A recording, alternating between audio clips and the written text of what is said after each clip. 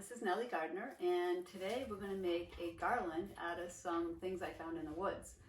As you know, I'm a bit of a forager, and I was taking a walk in the woods the other day, and I remembered making these beautiful garlands and out of grapevine. And I said, well, you know what, I'm going to get some grapevine here from my backyard and put together a few evergreens and things that I have around my house, and some of the flower stems from my yard and some of the peppers that I've grown, and put together a beautiful garland out of just sort of like all the odds and ends that are left from all the other decorating. So what I've done is I've got this really neat grapevine. So what you do is you wait till the leaves fall off. Of course, wild grapevine grows everywhere. And you'll see the leaves, of course, and the grapes, and you can actually make grape jelly out of them. It's really good. Wild grape jelly is excellent. But once the leaves fall off, the grapes fall off, or the birds eat them, then you're left with this beautiful vine that has these little tendrils all over it.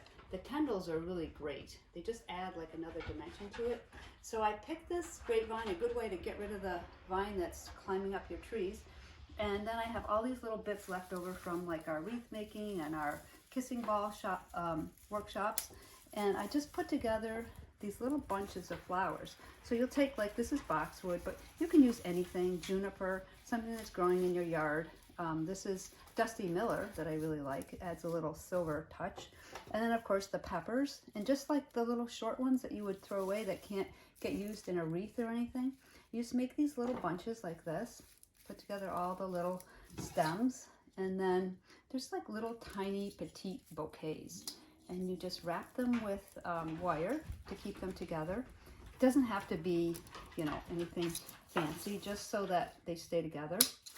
So I've made a bunch of little bunches, and I put them together, and you just tie them all going the same way on this grapevine. So they're all sort of headed the same way the stems are, and you just tie them. This is raffia, but you could use ribbon. You could use anything.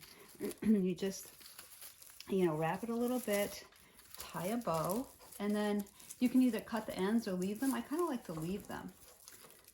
And if you tie these all along the garland, and then you can accentuate a few spots with, like, these are milkweed pods, a few of my cones, and I just glue those on with a glue gun. But you can see that there's also some rose hips here that are beautiful, some other rose hips. So as you're walking around in the woods, there's so many beautiful things that are just waiting to be picked. And so I've assembled them all together here with just a little wire and raffia. So this garland can be hung over a doorway, it can be hung over a fireplace, it can be used for a fireplace mantle. The other thing you can do is accentuate a little bit with lights.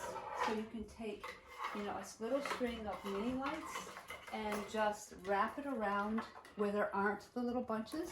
Just wrap this around to bring out the colors. It really does look pretty.